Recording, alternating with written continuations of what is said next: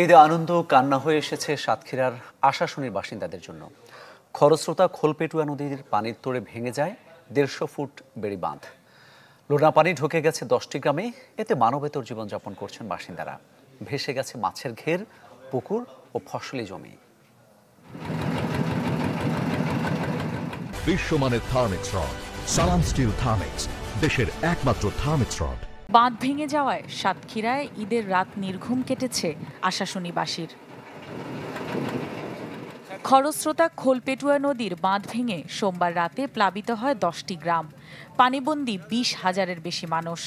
ভেসে গেছে 4 শতাধিক মাছের ঘের, তলিয়েছে 500 বিঘা জমির বোরো ধান। মানুষ আস্তে আস্তে দেখা যাচ্ছে গৃহহীন হয়ে পড়ছে।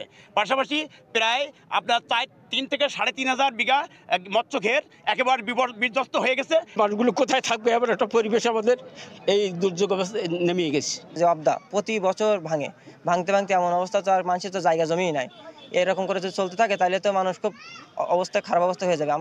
দ্রুত বাঁধ মেরামত করা না হলে খাজুরা ও বড়দোল ইউনিয়নও তলিয়ে যাবে বলে আশঙ্কা জনপ্রতিনিধিদের।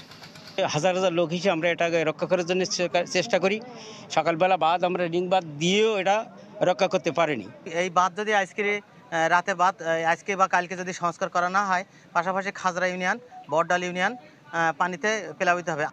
পানি উন্নয়ন বোর্ড জানায় ঈদের ছুটি বাতিল করে বাঁধ মেরামতে কাজ করতে বলা হয়েছে কর্মকর্তা কর্মচারীদের। স্থানীয় লোকজনদের সহায়তায় এবং স্থানীয় প্রশাসনের সহায়তায় আমরা চেষ্টা করেছি যে অতি দ্রুততার সাথে যাতে আমরা এটা ক্লোজ করতে পারি।